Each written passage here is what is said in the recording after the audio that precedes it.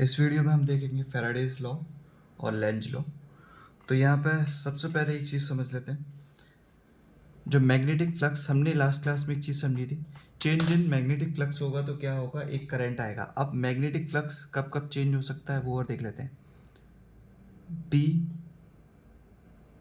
ए cos theta. तो magnetic flux कितनी चीज़ों पे डिपेंड कर रहा है, एक दो तीन, बी पे, ए पे, थीटा पे। तो इन तीनों में से कोई भी चीज़ अगर चेंज होगी तो हमारे पास मैग्नेटिक फ्लक्स भी क्या होगा, चेंज होगा। अब वो कैसे चेंज होगा वो समझते हैं थोड़ा सा। मान लेते हैं ये मैग्नेटिक फील्ड है, क्रॉस का मतलब होता है इनवर्ड। तो ये मैग्नेटिक फील्ड है, यहाँ पे ये कोई एक सर्कुलर कोई भी हमने लूप बना रखा है। इसको हम क्या कर रहे हैं, इसके अंदर लेके आ रहे हैं। जैसे जैसे इसको अंदर लेके आएंगे होगा क्या, ये एंटर करना स्टार्ट कर देगा, थोड़ी देर बाद यहाँ पहुँचेगा, फिर थोड़ी देर बाद यहाँ पहुँचेगा। तो जैसे जैसे ये एंटर करता जा रहा है, मैग्नेटिक फील्ड भी क्या होता जा रहा है, इसके पूरा एंटर होता जा रहा है। तो मैग्नेटिक फ्लक्स भी इसके पास से क्या होने लगा है, चेंज होने लगा है। तो जैसे जैसे इसका एरिया बढ़ता जा रहा है, एरिया ही तो बढ़ रहा है मैग्नेटिक फील्ड में, मैग्नेटिक फील्ड लाइंस के साथ। तो इसका मतलब अगर एरिया चेंज होगा या मैग्नेटिक फील्ड चेंज होगा या फिर थीटा चेंज होगा, इन तीनों ही केस में हमारा मैग्नेटिक फ्लक्स चेंज होने के केसेस बनेंगे और इनमें हमारे पास कुछ ना कुछ करंट आएगा इस लूप के अंदर। क्या आएगा, कितना आएगा, वही इस चैप्टर में बस पढ़ना है। तो पहले स्टार्ट करते हैं फैराडेज लॉ।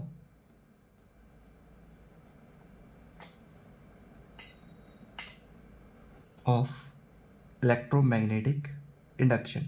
तो इनका सबसे फर्स्ट लॉ देखते हैं।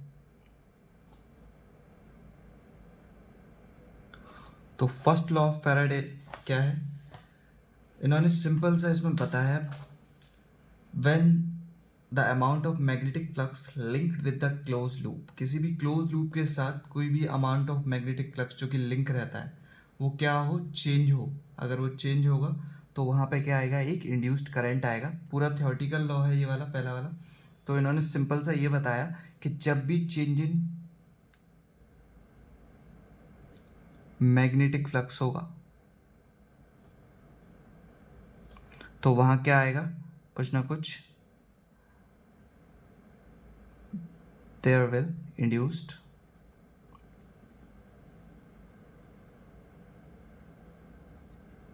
ईएमएफ।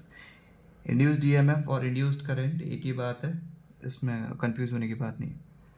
तो इंड्यूस्ड ईएमएफ वहाँ पे आ जाएगा। दूसरे लॉ में इन्होंने क्या बोला, दूसरे लॉ में इन्होंने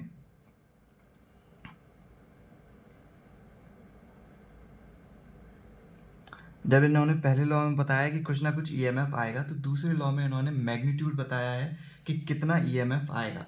तो इन्होंने बोला जो हमारा ईएमएफ है, इंड्यूस्ड ईएमएफ, वो डायरेक्टली प्रोपोर्शनल रहेगा किसके, the rate of change of magnetic flux. तो ई डायरेक्टली प्रोपोर्शनल किसके, rate of change of magnetic flux. तो इसका मतलब E which is equal to d phi B over d t, rate of change of magnetic flux with respect to time. और यहाँ पे एक minus, minus क्यों आया है वो आगे देखेंगे, समझेंगे। अब इसको दो तरीके से देखा जा सकता है। अगर बहुत इंस्टेंट या फिर बहुत स्मॉल की बात की जा रही है तो यहाँ पे डी आएगा। अगर एवरेज इंड्यूस्ड ईएमएफ निकालना है तो क्या होगा, del phi B over del T. Minus क्यों आएगा वो भी समझेंगे आगे। हम जो ज़्यादातर यूज़ करेंगे वो इंस्टेंटेनियस वाला यूज़ करेंगे, I instantaneous which is equal to minus d phi B over d t. Phi B हमारा क्या है, ये d phi B over d t. इसका मतलब क्या होता है, change in magnetic flux with time. Time के साथ साथ जो मैग्नेटिक फ्लक्स चेंज हो रहा है वो, तो उसी की वजह से क्या आ रहा है, हमारा इंड्यूस्ड ईएमएफ आ रहा है। पहले लॉ में इन्होंने बताया कि इंड्यूस्ड ईएमएफ आएगा जब भी चेंज इन मैग्नेटिक फ्लक्स होगा। दूसरे लॉ में इन्होंने उसी का मैग्नीट्यूड निकाल के हमें बताया है कि कितना आएगा। अब तीसरा जो लॉ है वो है लेंज लॉ। अब लेंज लॉ क्या बताता है,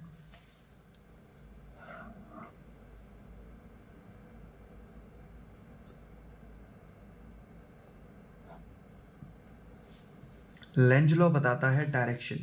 अब यहाँ पे हमने देखा था कि इसके अंदर करंट आ जाएगा, करंट आ जाएगा मान लो, ठीक है सर। तो सर करंट ऐसे फ्लो होगा या फिर ऐसे फ्लो होगा, वो कौन बताएगा? तो वही बताया है लेंज लॉ ने, और लेंज लॉ ने सिंपल सा बोला है कि ये अपोज करता है द कॉज इट प्रोड्यूस। तो इसका मतलब सिंपल सा है, always opposes the cause that produces it. तो ये हमेशा क्या करेगा? अपोज करेगा उसको जिसने इसको प्रोड्यूस किया है। वो कैसे? वो समझते हैं। इसका मतलब क्या है?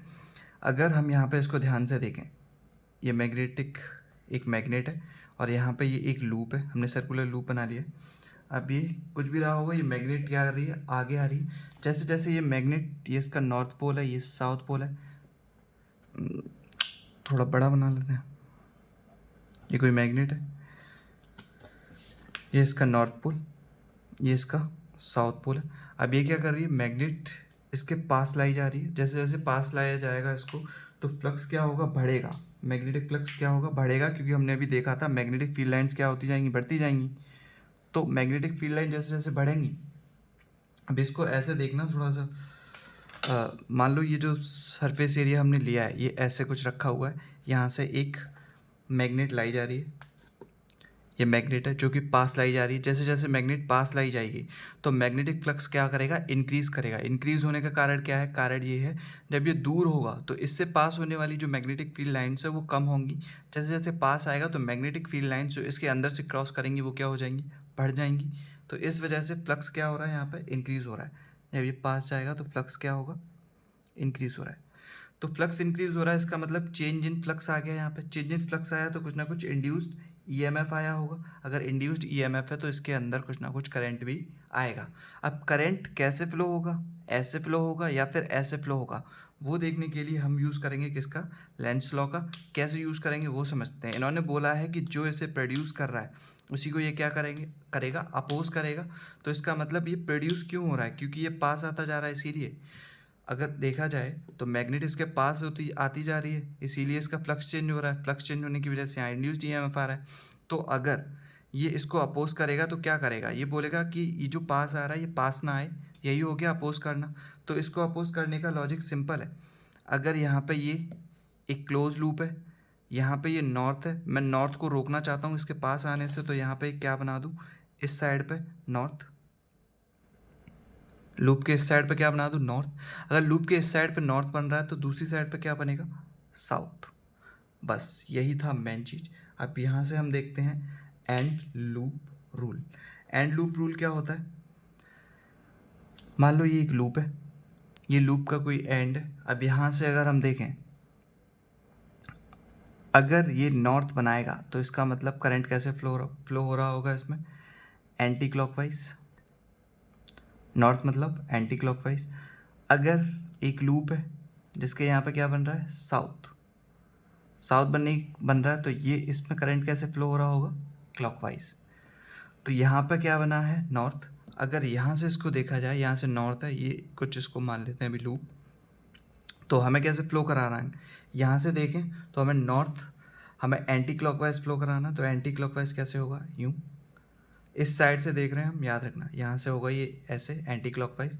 तो एंटी क्लॉकवाइज ऐसे अगर है, अगर ये लूप ऐसे करके यूँ है तो ये ऐसा हो जाएगा। ऐसे करके इसमें क्या हो जाएगा? करंट फ्लो होने लगेगा। तो ये हो गया क्या? करंट की डायरेक्शन। एक और समझ के देखते हैं।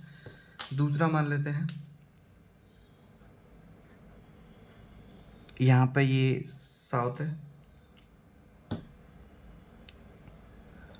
इधर नॉर्थ है, ये एक लूप, और इस बार जो मैग्नेट है हमारी दूर जा रही है, या फिर सेम कर लेते हैं, ये नॉर्थ है, ये साउथ है। इस बार मैग्नेट कहाँ जा रही है? दूर जा रही है।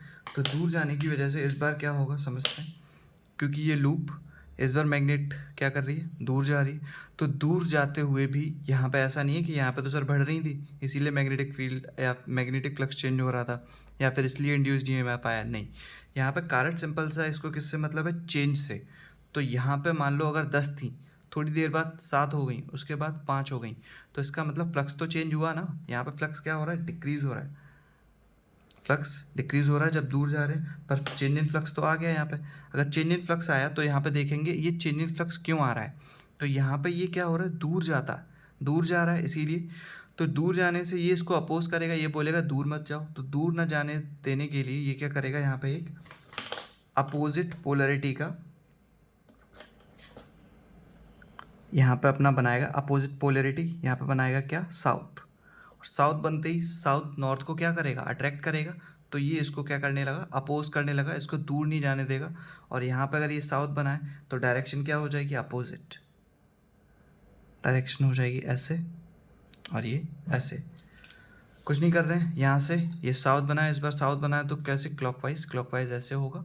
तो बस यही बनाया है हमने, ये नीचे है, ये अंदर की साइड है, ये बाहर की साइड है, ऐसे समझना इसको। तो ये हो जाएगी डायरेक्शन, सिंपल सी। या फिर इसको ऐसे और समझ सकते हैं अगर चाहें तो,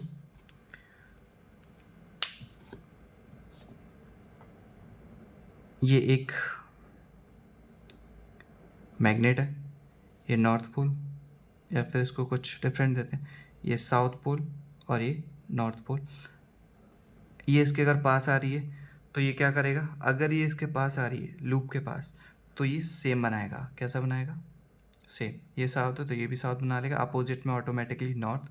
साउथ कैसे बनता है, क्लॉकवाइज मतलब ऐसे। अभी क्लॉकवाइज कहाँ से देख रहे हैं, इस साइड से देख रहे हैं हम, साउथ को इस साइड से देखेंगे, नॉर्थ वाले को देखने के लिए इस साइड से देखना पड़ेगा, इस, ठीक है। अगर यही मैग्नेट का ऐसे देखें, साउथ नॉर्थ, और ये दूर जा रहा है इस बार, तो क्या करेंगे, अपोजिट पोलरिटी बनानी है। अपोजिट पोलरिटी मतलब ये साउथ है तो ये हो जाएगा नॉर्थ, और ये साउथ, तो ये नॉर्थ बना तो ये कैसे बनेगा, एंटी क्लॉकवाइज ऐसे हो जाएगा। तो एक तो ये हो गया मैग्नेट के साथ समझने का। एक और तरीका है इसको समझने का, दूसरा तरीका सिंपल सा ये है कि हम समझें इसको, या फिर इसी को अभी के लिए इसी को याद रखते हैं कि ये कैसे पोलरिटी रूल यूज़ होगा इसमें। और अगर हम पास आ रहे हैं तो सेम बनाएगा, दूर जा रहे हैं तो डिफरेंट पोल होंगे इसके। तो इसी से अभी करते हैं, आगे जब देखेंगे तो आगे जो लेंज लॉ का प्रिंसिपल है, इन्होंने किसके आधार पर ये दिया है, वो है conservation principle of Lenz law. वो है कंजर्वेशन ऑफ एनर्जी। अब एक चीज़ और देख लेते हैं, हमने फ्लक्स का फॉर्मूला देखा था, phi B which is equal to B A cos theta. अगर यही फ्लक्स बहुत स्मॉल एरिया के लिए निकाला जाए जो कि है डी ए, तो ये फ्लक्स भी क्या हो जाएगा, D phi B which is equal to B D A cos theta.